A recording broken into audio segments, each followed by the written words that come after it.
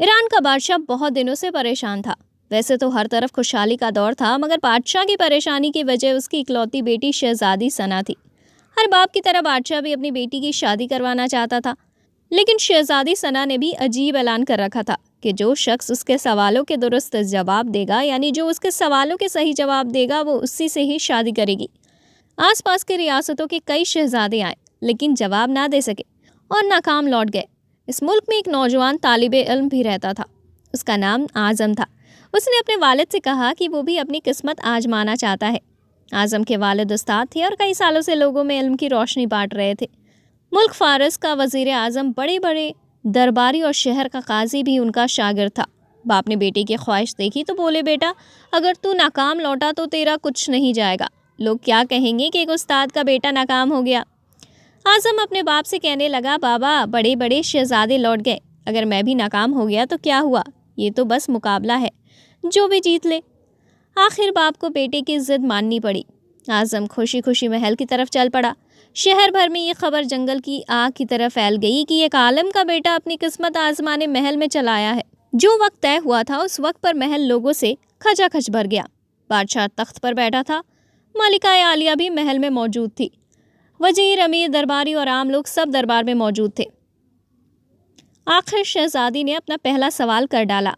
उसने शहादत की उंगली फिजा में बुलंद की। आज़म ने कुछ देर तवक्कुफ किया, यानी सोचा, और फिर शहादत वाली उंगली के साथ वाली उंगली भी फिजा में बुलंद कर दी। ये देखकर शहजादी सना मुस्कुरा उठी और मलिकाए आलिया बोली, शाबाश नौजवान, तुम पहला मरहला कामयाबी से तय कर गए हो। दूसरे सवाल के लिए शहजादी कुर्सी से उठी और हाथ में तलवार लेकर हवा में चलाने लगी। कुछ देर बाद वो दोबारा अपनी नशिस्त पर आकर बैठ गई, यानी अपनी जगह पर आकर बैठ गई। बादशाह समेत हर दरबारी की नज़र आज़म पर थी। आज़म खड़ा हुआ और अपनी जेब से कलम निकालकर फिजा में बुलंद कर दिया। मलिका आलिया की आवाज़ दरबार में उभरी के, शाबाश नौजवान, हम खुश हुए। ये जवाब भी दुरुस्त है, यानी तुमने ये जवाब भी सही दिया है। इसी के साथ दरबार मुबारक हो की आवाज़ से गूंज उठा। ये सवालात क्या थे और उनके जवाबात क्या थे? अब हर शख्स इस बात पर गौर कर रहा था कि शहजादी ने क्या पूछा और आज़म ने क्या जवाब दिया। ये सब लोगों के लिए एक राज था। आखिर शहजादी ने तीसरा सवाल कर ही डाला। वो तेज़ी से सीढ़ियाँ उतरी और तेज़ी से सीढ़ियाँ चढ़कर दोबारा अपने नशिस्त यानी कुर्सी पर आकर बैठ गई।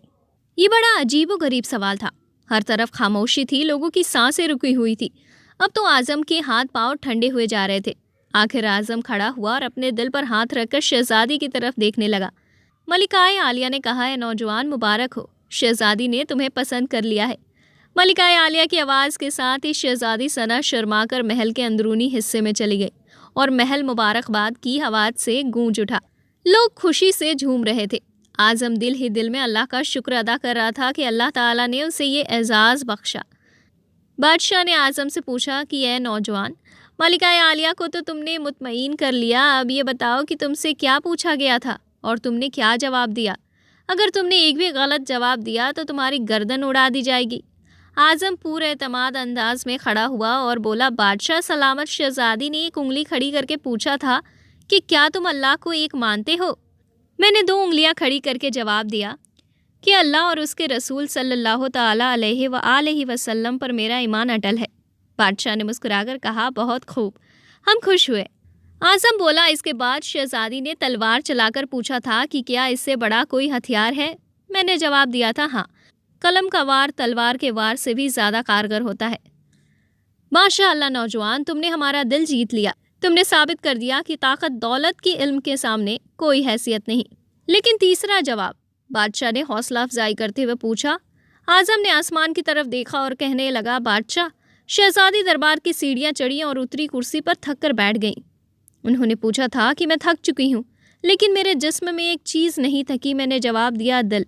ये पैदाइश से लेकर मौत तक बगैर थके हुए धड़कता रहता है। बादशाह ने आज़म को पास बुलाकर गले से लगा लिया और कहने लगा, ए लोगो, गवाह रहना, मैंने हकदार का हक अदा किया है। मेरी बेटी ऐसे शख्स की बीवी बनने जा रही है जिसके पास इल्म की दौलत है, जिसे कोई इंसान नहीं चुरा सकता और ना ही काम कर सकता है। बादशाह ने खुशी खुशी आज़म और शहजादी सना की शादी कर दी। बुरी औरत की 6 निशानियाँ। नंबर 1, अपनी ऐब दूसरों को बताना। नंबर 2, शौहर की इजाज़त के बगैर उसका माल किसी को देना। नंबर 3, शौहर को गुर्बत या बदसूरती का ताना देना। नंबर 4, घर के लोगों को अहमियत न देना। नंबर 5, शौहर की माली हैसियत से ज़्यादा खर्च का मुतालबा करने वाली। नंबर 6, शौहर को जिसका घर आना पसंद ना हो उसे घर बुलाना।